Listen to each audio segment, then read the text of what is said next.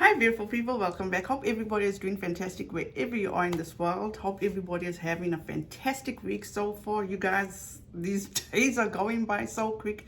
It's making my head spin. I can't even keep track of the days anymore.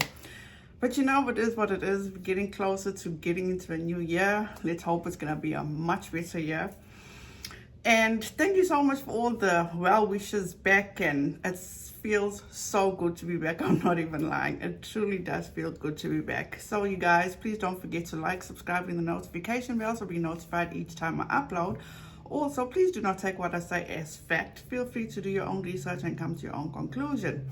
In regard to yesterday's video with in regard to Emily D. Baker, you guys, you know, my philosophy is, you know, everything should be done organically. Don't do something that you've got to manipulate your way through, because as I always say, you know, things that come easy do not last, but things that do last definitely did not come easy, you know.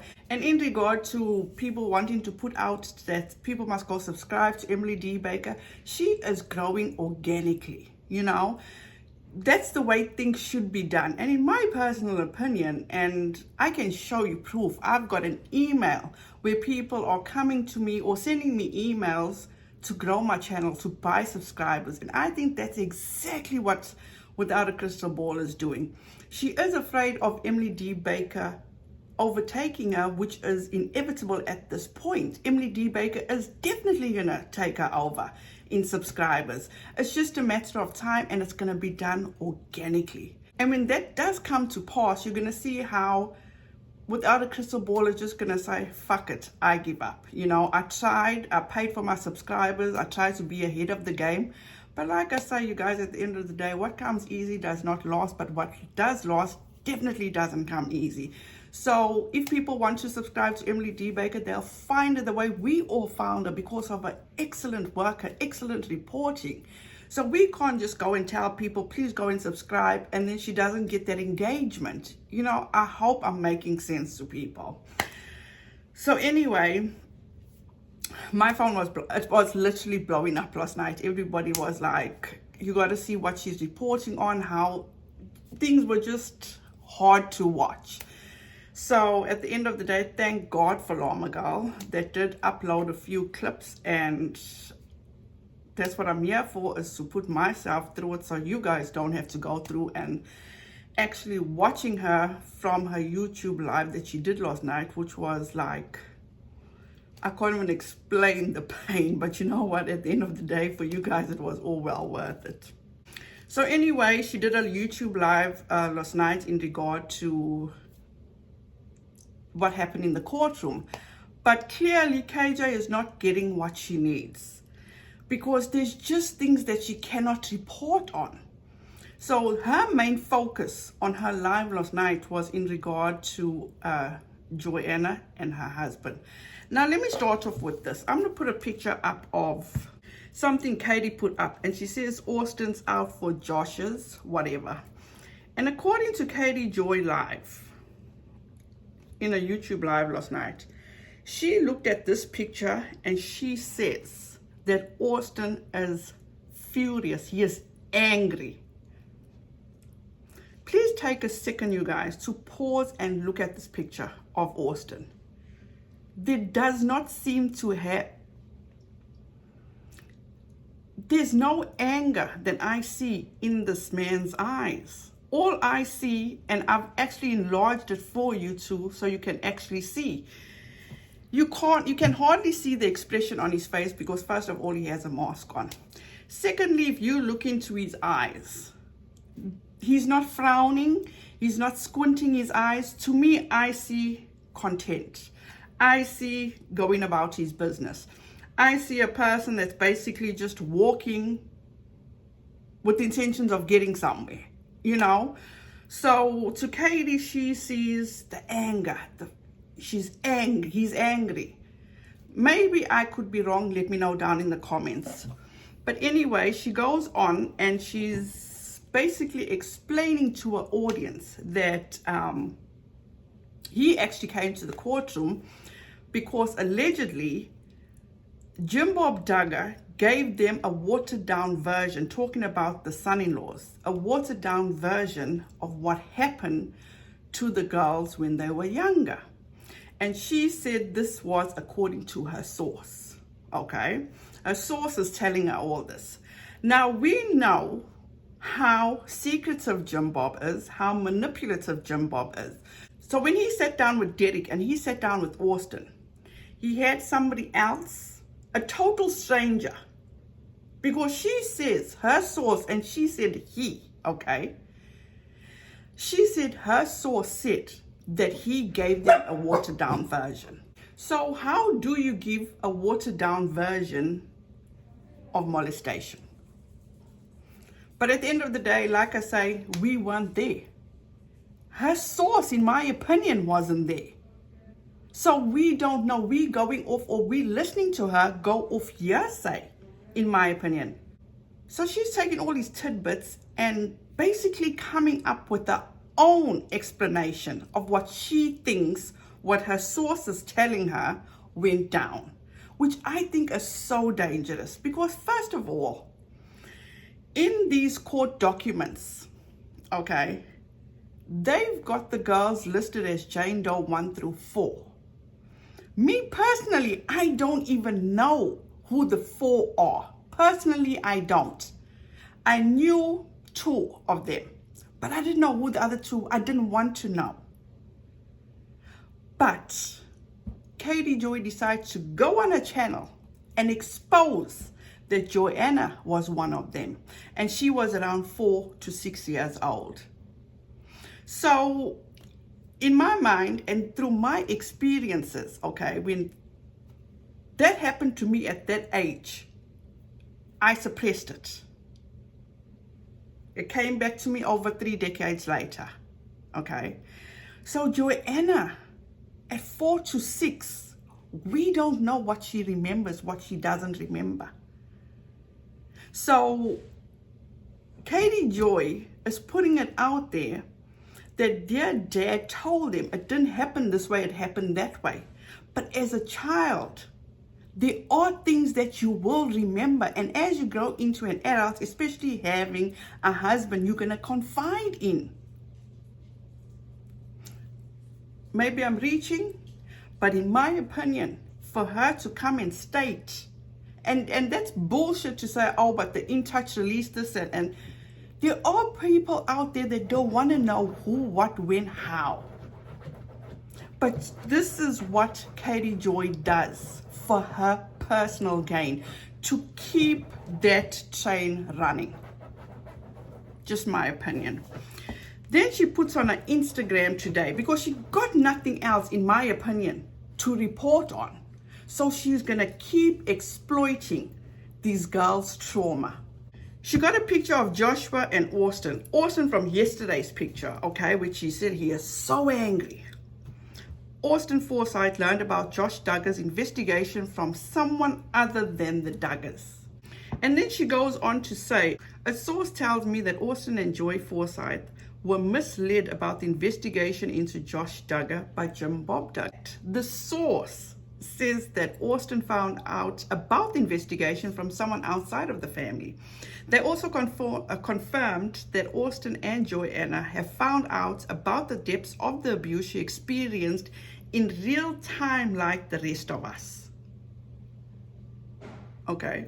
Austin is said to be furious, and the source believes that Austin will have no problem cutting ties with the Duggars after the trial was over.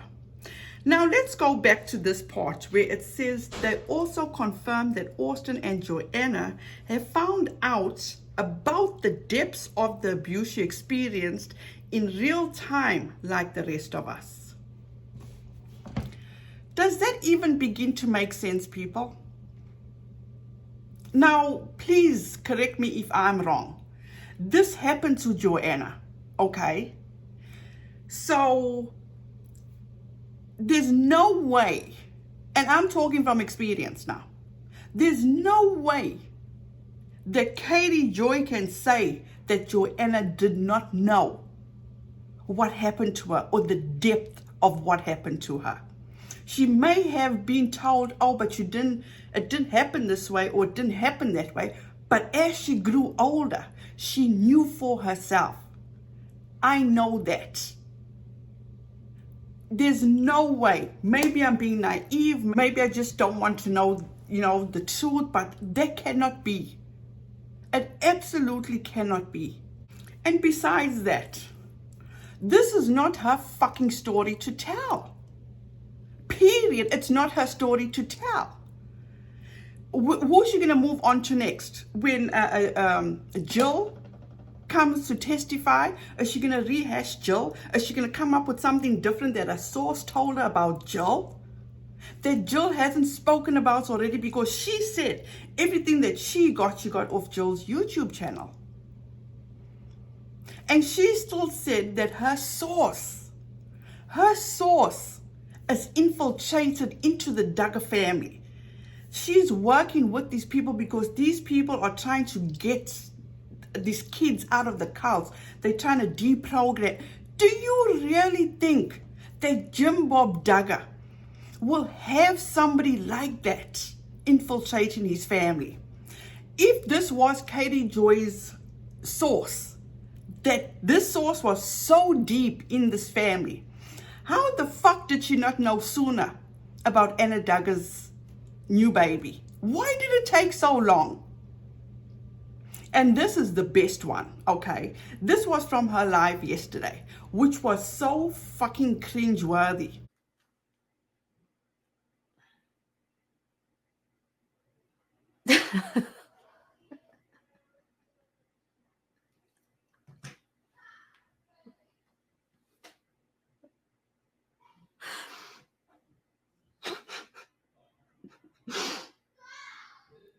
Okay. Someone's watching me. I can't tell you who. One of my sources is watching me. And they just sent me a text message. They're listening to what I'm saying. And they're responding to Josh using the Tor browser to sell cars. And the source said, well, duh, because peas need cars too. Like, he's selling his cars to other creeps like him. Like, dark humor for you today. Oh my God. I'm sorry. That was funny. I mean, if that's going to be his explanation, right? On the dark web, selling cars to other people like him. Whew. Okay. You have to find some humor in this, right? It's so dark. Okay.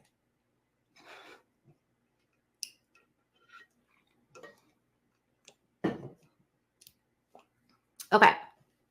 So he's selling cars to other humans like him. Crap humans. Now, if anybody can come and tell me that that was 100% authentic, I'll tell you straight to your face, you're talking bullshit. Absolute bullshit. That is the same cringe-worthy thing she did a few weeks ago when she found out she miraculously got this text message on a live stream how her mother had COVID. Okay? Now she miraculously again gets a text message from her source that's watching her live and trying to make light of a dark fucking situation like this. How? How do you make light of a situation like this? You are sick in your fucking head, Katie Joy, to even begin to think that you need to make light of a situation in this case. That was the sickest fucking joke I've ever heard. And what type of sources do you have?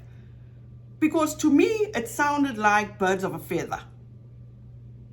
You were so fake in your approach to it, in your reaction. It's unbelievable, Katie Joy. Are you trying so hard to convince people you have sources? Because that was fucked up, all the way fucked up.